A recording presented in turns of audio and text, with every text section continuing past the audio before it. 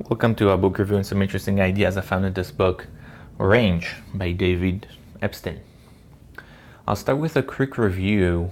There is some more in the notes that I took, but I'll start with a quick review about this book. I'll give this book 3.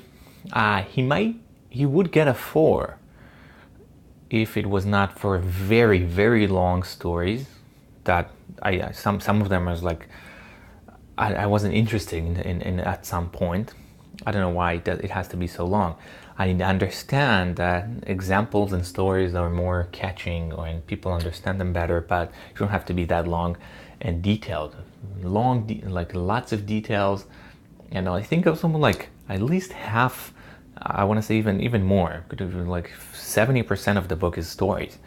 I like stories, but until a certain point, he's just a very good storyteller, but very too long. Other than that, I think he has very interesting ideas about about range, that we need more range, about speciality, about why it's important to have more range and not be all about one field. We need to have more general knowledge, and it's very important for me. I really liked it because I always thought that having more knowledge, broad knowledge, is very important, and it plays very well to my thoughts or my ideas already. So I'm a little bit biased, but I think it's very important, something very important that we need to hear. And that personally, for me, was a confirmation just, but still recommend. Let's see the notes. As the world gets more advanced and complicated, we need people with more range. That's the idea of range. It's more complicated, ever more complicated world becomes, and we need people with range that understand and can connect different fields together. Expertise is fine-tuning an ability. That's what expertise really is, just fine-tuning the ability. In golf, in chess, it might be more important to be specialized, but in other areas, it's not necessarily the case. You don't have to be very, very specialized to play some other sports, but in chess and golf, you have no chance of being very good without specialization. Most students cannot generalize their knowledge outside their own field, and they try to have them quite a few studies about it, and they cannot generalize. They know it only where they learn that, but they get that out of context. They're unable to do so. Side note, the stories are way too long and off the topic. That's what I spoke a little bit about before. The stories are way too long, and some of them are a little bit not directly related. I think the instructive lesson that he tried to draw from those stories are not as clear as he portrays.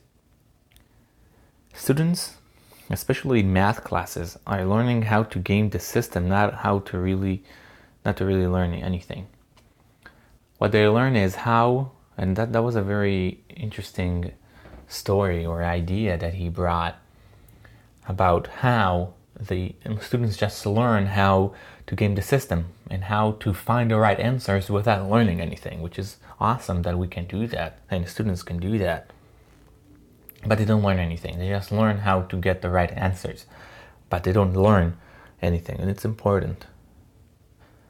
Spacing is really important for learning, but in schools there is no emphasis on spacing whatsoever. Spacing is known as a very important way to learn things. It's a very effective way to learn, but schools do everything in blocking.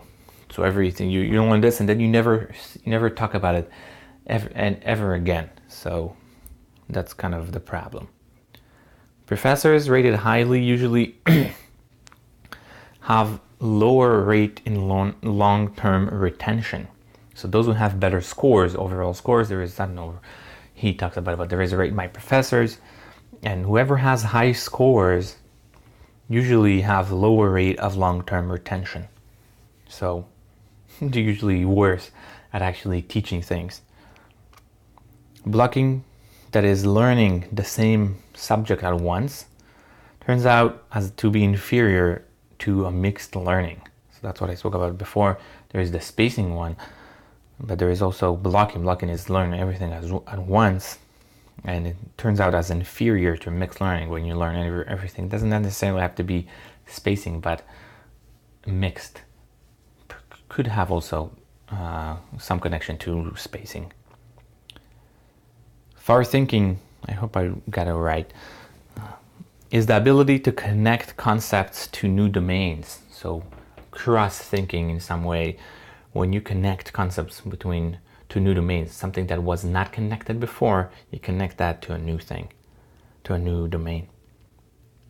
The use of analogies is highly important for problem solving, just like the radiation problem. I try to remind myself what is the radiation problem, and I do not remember. If I would, or if you do remember, good for you. But the use of analogies is highly important for problem solving. That's how it really helps us to solve problems, by analogies. Specializing early is not a great idea, since it might end up in a failure. So everyone trying to learn to specialize or promote their kids or students to specialize as early as possible, but oftentimes it ends up in failure. Choose the option that will give you the most options later on. I like this again because I think I was used to work that way, and just now I have kind of a confirmation.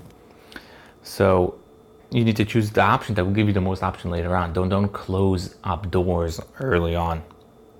I am a big believer in that.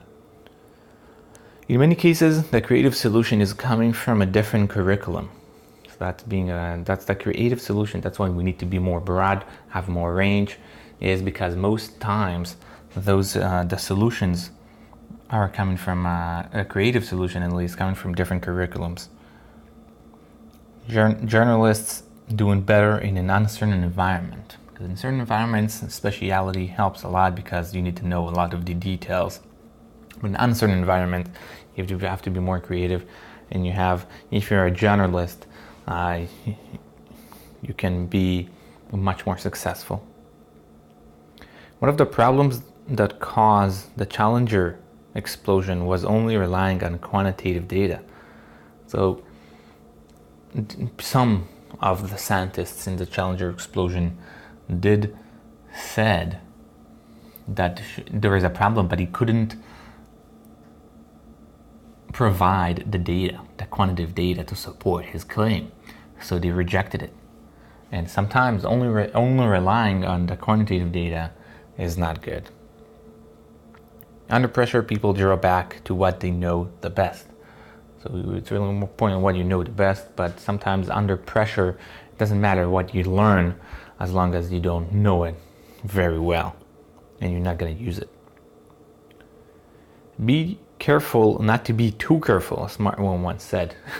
You can be too careful because you won't find new things. And so you need to be careful not to be too careful. I like that phrase. Creativity is exporting and importing of ideas between disciplines. That's another way to define creativity, is exporting and importing ideas between disciplines.